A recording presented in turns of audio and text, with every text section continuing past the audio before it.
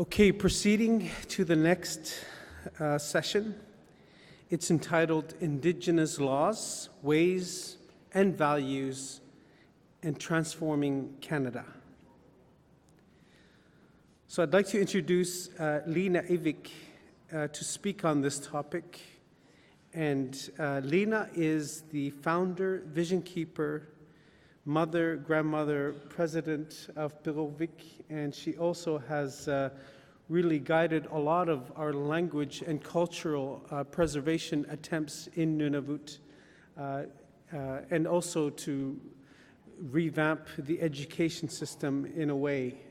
So Lena will be speaking first, so I'm going to give it over to Lena to share her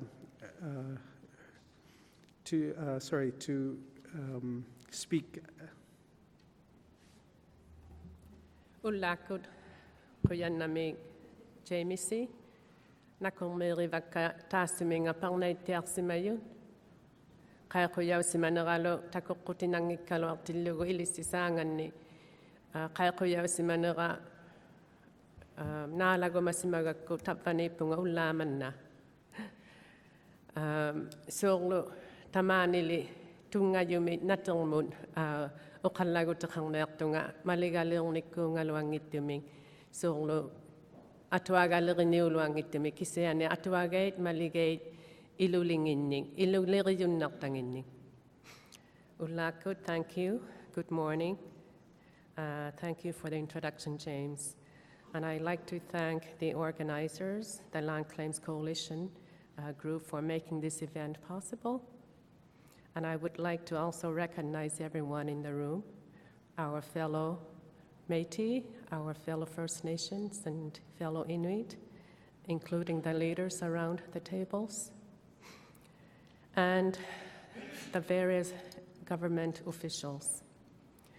We have all come together to demonstrate and celebrate our strength as Indigenous peoples. And I'm going to stick to my speaking notes as close as possible to respect my time limit, if you may bear with me. Since I've been asked to speak today on the topic of transforming Canada, from my perspective, I have never been more hopeful that Canada is on the verge of real change.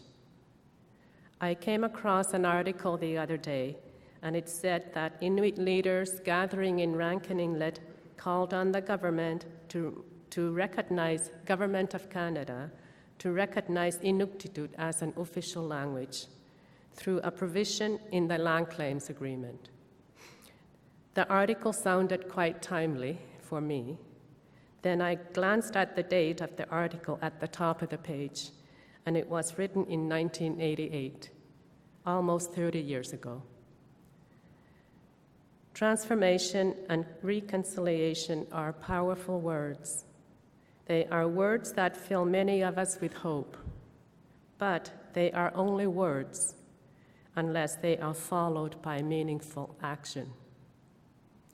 So, as James said, my name is Lena Ivik. My first and real Inuktitut name is Tatikak, means crane. And I was born on the land, as I said earlier, during the Kuluk lighting, like most of my generations at the time.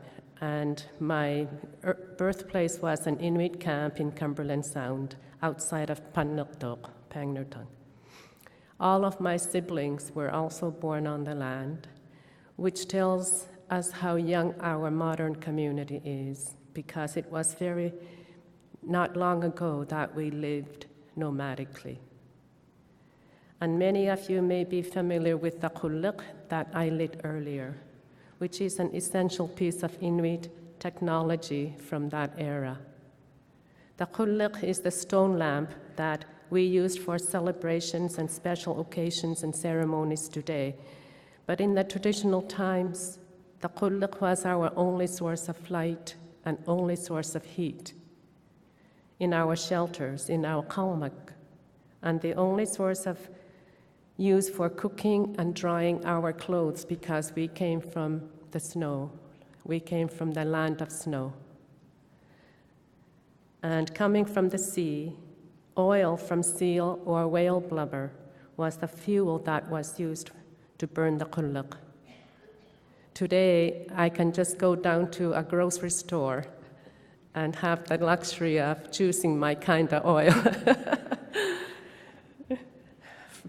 And then from the land, the tundra moss and Arctic willow or Arctic cotton was used as the wick, and we collect that every summer. In those times of this nomadic life, that meant you had to collect enough for the whole year, not just for the winter, but for all the seasons and the cycle, because we collected for the community, we collected for others as well as for ourselves. That was the kind of life we had. Kullit almost disappeared from our lives as we transitioned from our nomadic world to the one of modern communities. Having traveled that difficult journey with us, the kulluq has become a powerful symbol of resilience as an indigenous people. While each nation represented here at this conference has traveled its own distinct path, we have shared many experiences, similar experiences. The devastating impact of colonization, which is a buzzword of today, but it's a fact. The loss of language and culture, and the undermining of our livelihoods. And despite of all these fragments of our identity and ancestral knowledge are still firmly in place and give us the strength and a driving force to never give up the fight. In our traditional life, Inuit often spend time in a place called Auneltik. This was a temporary place, a transitioning camp, actually, where a family would stay a while they waited for the trail to become usable or passable towards their next camp for the upcoming season. A stay at Auneltik would often include prepping for the trip, for example, fine-tuning tools and gear, waiting for the trail to be safe, hunting along the shoreline, and fundamentally switching the ease of mind from winter hibernation inside dwellings to life outdoors once again. I believe that we, as indigenous cultures, are in our Auneltik era. A temporary stop as we search for our permanent place of resilience, freedom, fulfillment, and a garden of abundance as we once did have. We have begun to dive deep into our inner world of collective voice as we gather our strength and gear for the great change. We have been preparing for this journey actually for a while now.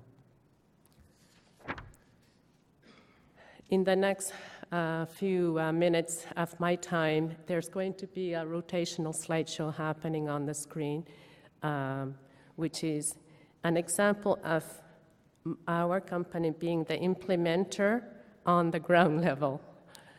And so I'm going to speak a little bit about Pilotlik Center. It was during the 1990s that I first started to dream of a different type of learning center, because I'm a teacher by training. One that is built on Inuit knowledge and culture and values. I dreamt of a center where elders would reclaim their power through the teaching of their wisdom and skill. Families would grow stronger in sharing of language and culture. Children would have the opportunity to reach their full potential and claim their full identity. My dreams happened alongside the birth of Nunavut.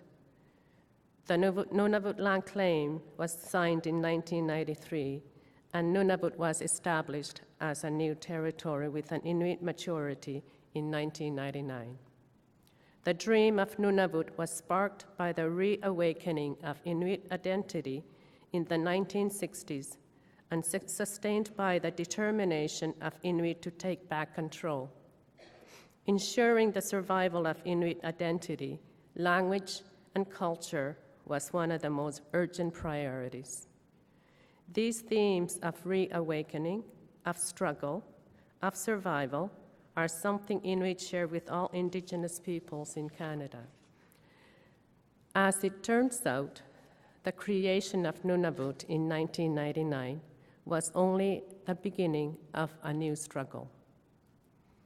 Most of Nunavut's institutions were designed elsewhere and important to our new territory.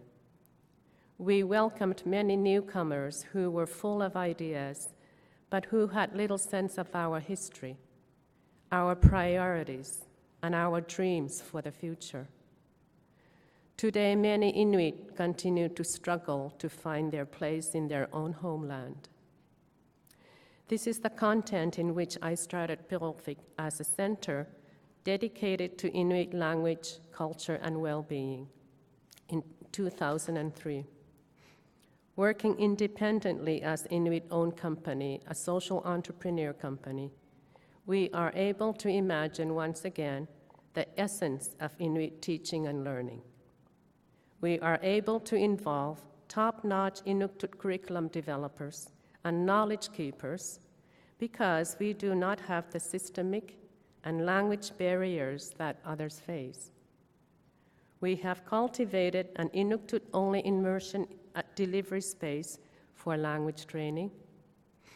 The immersion setting is essential for our revitalization program for Inuit who speak Inuktitut as a second language. Every day we see students who speak English at home and in the workplace come through Pilvik doors with a hunger to reconnect with Inuit ways of communicating and thinking. We also use full immersion when we are training those from outside Inuit culture to speak Inuktitut. Among our students have been teachers, lawyers, doctors, police officers, clergy, computer programmers, and deputy ministers. We have created all of our own teaching and learning resources with vibrant colors and beautiful images of our homeland. Our written language is made easier by a standard writing system that we teach to fluent speakers. We do this so they can write at a professional level from an Inuktitut first language perspective, rather than always having to translate on paper and in their heads from English to Inuktitut. We also offer them training on using Inuktitut on the latest computer technology. For close to a decade, we worked with Microsoft Corporation to develop Inuktitut versions of Microsoft Office and Windows. This created a legacy of thousands of Inuktitut terms related to computers. So instead of having to borrow words from English, we can now say Ikiaqijut for internet, Ikiaqivik for website, Illinaqtaut for email, and simply Pilvik for folder or Ini for file, and so forth. We have accomplished a great deal, but we have had to do so as a small company, surviving year to year through short-term contracts. Excuse me, I have a cold. We are, in a sense, in our own Aunelvik, preparing for the journey towards our next home, hopefully as a permanent and full-time center of Inuit learning. In order to have a better sense of the path forward, I would like to look back a little bit at where we come from. The perspective of our traditional life is a point of true strength that is guiding us today and into the future. In traditional times, Inuit practiced a model of lifelong teaching and learning. Teaching began even before the birth of the child. healthy pregnancy was highly regarded and not treated lightly. The expected child was already becoming part of the Inuit society while still in the womb through our Inuit naming system, unique to our culture. And the expecting mother was well cared for during her pregnancy. And that is evident in the amount of sharing our men gave on this stage. The mothers and the fathers of the future parents gave them the teachings and instilled in them the value of respecting rules for good relationships and for raising a strong and productive family. The parents then became the teachers for the child, and they mentored their children individually. Each child was seen as having his or her own individual purpose, and therefore provided the guidance according to his or her level of growth and ability. This mentoring and learning was very much process-oriented, starting from simple methods of teaching and learning to more complexity as the child progressed in skill and physical development. At the same time, the child was always shown and encouraged to strive towards the ideal result. This instilled a sense of discipline in an individual to always doing something to its best outcome. And so the cycle repeated, generation after generation, providing a sense of well-being to the child and then the adult of their place in the world. This cycle of Inuit teaching and learning is what we at Pirokvik are striving to recreate in a modern and more concentrated form. One of our most important programs is called Ingalangay Tukokvik. Very timely to have this slide. It is dedicated to the highest level of Inuit knowledge. Ingalangay Tukokvik, meaning high level, as like a mountaintop, created to prepare a new generation of Inuit to take on the role of elder knowledge keepers and professors in the years ahead.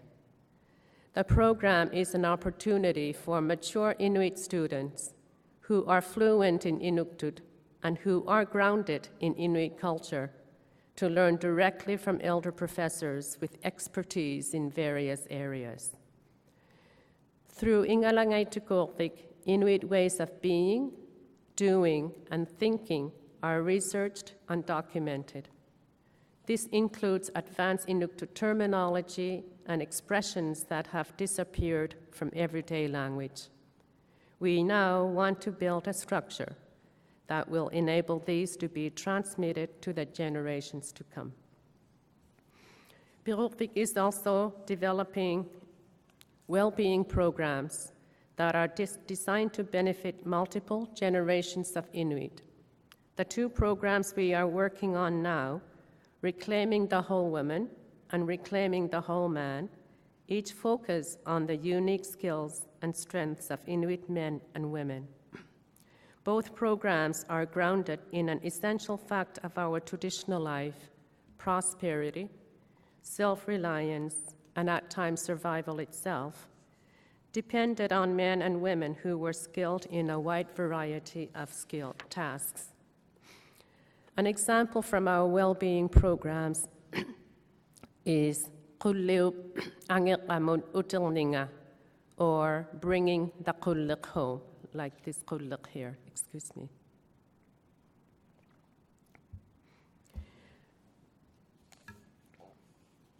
Through this course, women of different generations come together to explore the knowledge, the skills, and the Inuktitut terminology associated with the kullik. It's an incredibly powerful course for participants to affirm their Inuit identity and discover a new sense of confidence and self-worth. And this is what we set out to achieve, where one can be successful, a businesswoman or an elected official, and still have excellent skills in traditional design or being an intricate seamstress, or even a throat singer or an artist. The same applies to the men's program, where one may be in a formal profession and still be a great hunter and excellent tool maker. As Indigenous cultures, we strive to encompass all of these aspects in a whole person. Through our whole well-being programs, we want our Inuit who are unilingual speakers of Inuktitut to be given the economic opportunities and the recognition they deserve as experts in their field. We want to prepare our middle-aged Inuit to become elders in the next decade and act as intermediaries in transferring their knowledge to younger generations. We want mothers and fathers to have the chance to learn Inuit teachings and stories as a way to celebrate their Inuit identity with their children. And we want younger generations who have been raised in modern communities to experience and learn Inuit knowledge, skills, and values in order to draw on their Inuit identity as a source of strength. Over the past 14 years, Pilotfik has had the opportunity to develop and pilot these, but we have only been able to scratch the surface of possibility due to a lack of committed funding over the long term. We know the ultimate model must be a full-time, accredited, and formally recognized higher learning for Inuktitut language and Inuit knowledge. So how do we get there? The first and most critical piece is partners to see us through the process of completing our programs and launching them as full-time initiatives. Pilotfik has been grateful for the support of our partners to date, including the Government of Nunavut, the Government of Canada, Nunavut Tungavik, the Makigakta Training Corporation, and Nunavut Arctic College. Through those partnerships, there needs to be a rigorous and urgent effort at training the next generation of language instructors.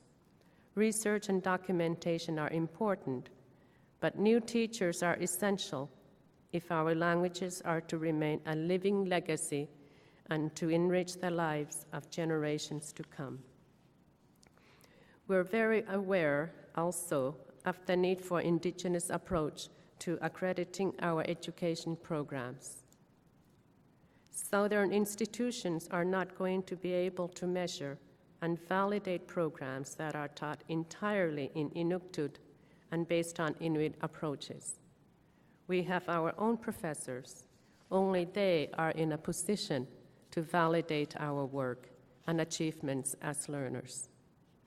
The last point I would like to mention involves the teaching space that is our natural classroom, the environment that has sustained us for countless centuries. Inuit are, at a core, coastal people. Our elder professors at Pilotfik may share their knowledge and teachings within a four-wall classroom, but when we partner that with practical experience and by taking our students to the natural classroom on the land, then we learn the most important level of such scientific knowledge. As one of our elder professors, Joanna Sikapik, commented, I'm going to quote him, "Sivulivut ujitutiak kalo laumata, tamanna tariok ilikusikaktut kaumimmat, paniktaktok kausiliktaktok. Kauyimat utaunik pangulauk turo au yakun. Tinigaimat paniktaktualo vappat, taimago sikuna salakto. Tinigaimat tininnik paniktangippat, kausin nakpat, taimago sikusaalilakto. Ulinniup aulatanga." So it goes. Our forefathers were great observers of our environment. Inuit have always lived with the rhythms of the tidal system. The things that can be observed as the tide goes out and the tide comes in offer us important clues about our environment.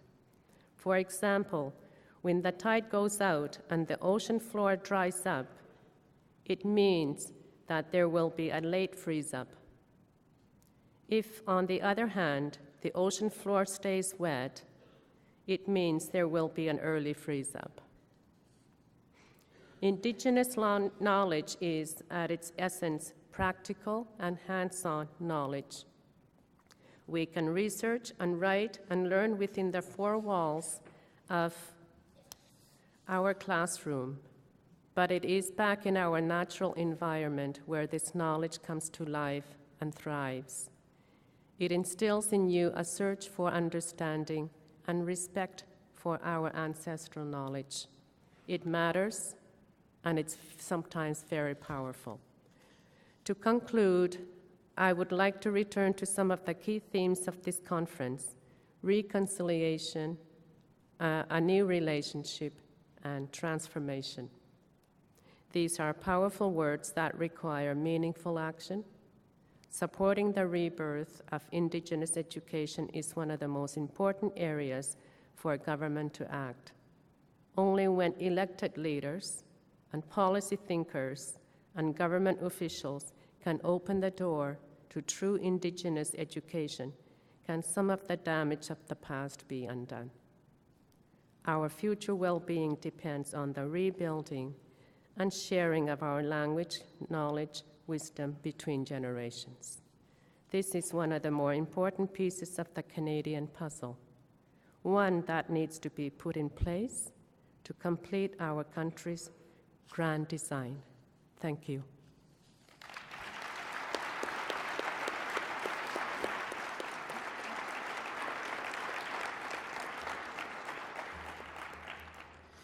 Goedenamik, Lena. Thank you very much, Lena. And the next speaker will be Chris Statnick. Chris is an associate for the Mandel Pinder law firm, and Chris is advocates research and strategic advice with a practice interest in working with Indigenous laws. So, Chris, the floor is yours. Van Guinzi, everyone. Good morning, and thank you for the introduction. My name is Chris Statnick. I am a citizen of the Vuntagwitchin First Nation, located in Old Crow, Yukon. My grandmother is the late Dr. Reverend Ellen Bruce, and my grandfather, the late Robert Bruce. I do practice in the area of Aboriginal law in Vancouver with the firm Mandel Pinder. But my interest is in Indigenous law. I want to say thank you, Masicho, to the LCAC and the conference organizers for inviting me to speak on the topic. I'd also like to acknowledge the chiefs and matriarchs, elders, leaders in the room, as well as the young people. I'm not sure if she's in the room at this moment, but my little cousin Alicia joined her mom to journey all the way from Inuvik here to witness the speakers and the events. I know there's other interns that have traveled a long way to take in what's being talked about here, and as Lena just talked about, just the importance of mentorship and taking the time to have our youth have these experiences is very important. So I want to acknowledge those young people that are here today. I also want to acknowledge, of course, the Algonquin, whose land we gather on today. I once heard someone say that an expert is just some guy from out of town. And so I think about that, and I cannot help but find myself here as some Gwich'in from out of town, talking in the Hilton about Indigenous laws, rather than doing the hard work of visiting Algonquin communities and trying to understand what my obligations as a visitor here might be. So with that and Elder Commanda's invitation in opening remarks yesterday to humble ourselves, I intend to walk softly here to share some of my understandings and my teachings. in the hope that it might compel one or two of you to leave here with more questions than answers, questions that might put you on a path towards respectively engaging within diverse Indigenous legal traditions that exist all around us. It's only helpful, I find, to a certain extent to talk about Indigenous laws in general terms. But I do so today to try and bring forward what I feel was one of the central messages from the Truth and Reconciliation Commission's final report with respect to how reconciliation can be achieved in Canada. And for those of you that haven't read the Truth and Reconciliation Commission's final report, I encourage you to do so. Volume 6 in particular touches on the topic I'm about to speak to, and so I encourage you, there's a chapter in there if you're interested in learning more to pick it up. Of course, the report came out of the Truth and Reconciliation Commission, which traveled across our country hearing from survivors and starting to think about what we can do as a country, as a society, as societies to move forward in a more positive way. Before I go any further, I also find it's helpful to properly frame this conversation. What is Indigenous law? What isn't it? And so every time I return home to Old Crow, usually one of the first places I go is to my Uncle Robert's house. He usually, puts on a pot of tea and boils me some caribou ribs and feeds me, but not too long after that is usually when he starts to tease me. And he most often teases me about his senior credentials as a quote-unquote bush lawyer. And it's in underneath this teaching and this teasing, a simple message that Indigenous law exists, and Indigenous law is not Aboriginal law. The TRC Commissioner succinctly stated in their final report, all Canadians need to understand the difference between Indigenous law and Aboriginal law. Long before Europeans came to North America, Indigenous peoples, like all societies, had political systems and laws that govern behavior within their own communities and their relationships with other nations. Indigenous law is diverse. Each Indigenous nation across the country has its own laws and legal traditions. On the other hand, Aboriginal law is the body of law that exists within the Canadian legal system. So it's somewhat trite to say that Indigenous law exists, but it's important to say. Despite ongoing colonialism and the imposition of the Canadian legal system over Indigenous peoples and our territories, they remain active. Our own laws remain active and intact, although in various states of healthiness and engagement. Indigenous laws may be difficult to see from eyes trained only to recognize Western legal traditions as law. For Indigenous peoples, Indigenous legal traditions may also be difficult to see as law, and they may be known by, otherwise known by all manner of English words or understood by these words like rules, protocols, customs, traditions, beliefs, values, and sometimes simply knowledge. Indigenous laws may also be known, of course, by a whole manner of words in our own languages. Leading thinkers on the topic of Indigenous laws, John Burroughs and Val Napoleon, both in my legal education I've had the privilege of learning from, they help us in their work see the diverse Indigenous legal traditions around us by looking and talking about sources of Indigenous law. So where does Indigenous law flow from? Where is it sourced? But also, what are the cultural resources that help us interpret and apply those Indigenous laws? John Burroughs describes Indigenous laws as emanating from various sources, none of which are mutually exclusive or exhaustive, but he explains that they're based on things like sacred teachings, naturalistic observations, positivistic proclamations, deliberative practices, and local and natural customs. Within the Canadian legal tradition, within the common law tradition, within Canadian law, we know that law can be accessed and applied by reliance on various resources, and the lawyers in the room know when we have a legal question or an issue, we go to textbooks and case law and legislation and things that judges have said. With respect to Indigenous legal traditions, we also have resources to draw from when we have issues that need to be resolved. Some of these resources have been said to include our elders, our knowledge keepers, our oral histories, our stories, songs, ceremonies, dreams, dances, art, the land itself, our language, and sometimes even our memories. So with that understanding of what is Indigenous law and what isn't it, I want to really get to the topic of today is the transformative potential of Indigenous legal traditions and its role in achieving reconciliation. What are the barriers? What are the opportunities? Where I come from, there's a Gwich'in story. It's part of our history, a long ago story, and it's about the loon and the crow. And it's said at this particular time in our history, both the loon and the crow were white like the seagull. And on one particular day, they were sitting on the banks of the Porcupine River together, side by side, and they decided that they would paint one another, give each other some life, some color. And so first, with all the rich colors of our land, the crow painted the loon. The result was impressive. The loon was defined by its recognizable colors, its shades of black, white, brown, blue, and green. And he looked at his reflection in the water in the river, and he admired himself.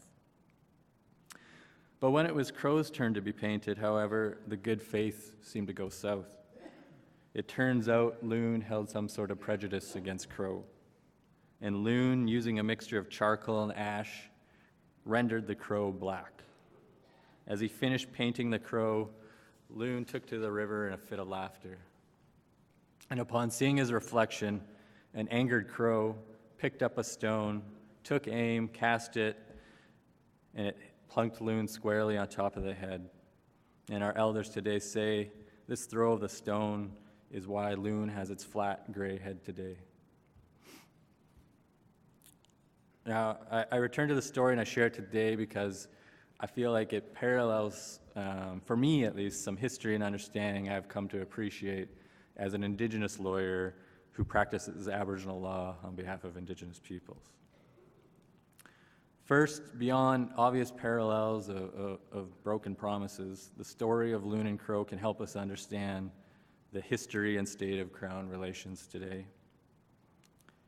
Like the loon and its rich colors, the very creation of Canada, including the creation of its political and legal institutions, is only made possible by the resources of this land that Indigenous peoples have called home for thousands of years prior to the arrival of settlers. Second, the story could be said to parallel the persistence of the state to paint Indigenous peoples, including our own legal traditions, in a diminutive way. Third, and perhaps most importantly, the story speaks to me about transformation and the transformative potential of our laws. Now, I think it should go without saying, but despite the diminutive painting that we have endured in Canada, our legal traditions as Indigenous peoples have and will continue to transform Canada. Not simply because our own laws deserve mutual respect and ought to see good faith implementation, but because, like the crow stone, they carry their own force and their own weight. And I'm not alone in thinking about the transformative potential of Indigenous legal traditions. In thinking about the societal change needed for actual reconciliation to occur, the TRC commissioners reported not only that Canadian law, or Aboriginal law within that, is failing to bring about such necessary change, but that in some circumstances it's actually hindering it.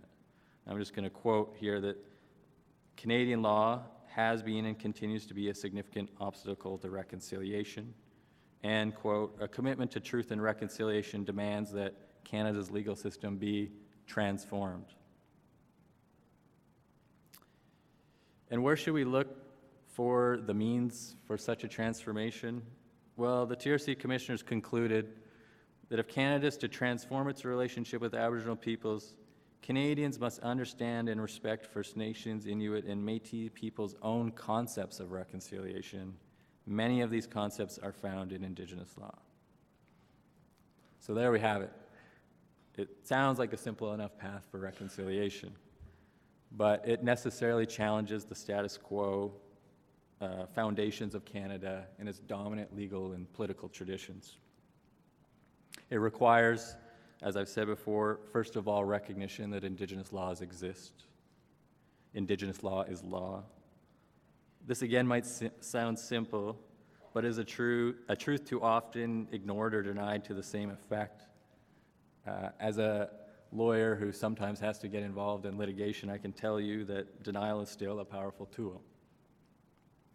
And any engagement with Indigenous legal traditions and other terms, including a failure on us to engage with them at all, maintains some of these problematic myths, like terra nullius and the doctrine of discovery, whereby our legal traditions and our existence is erased from our own territories.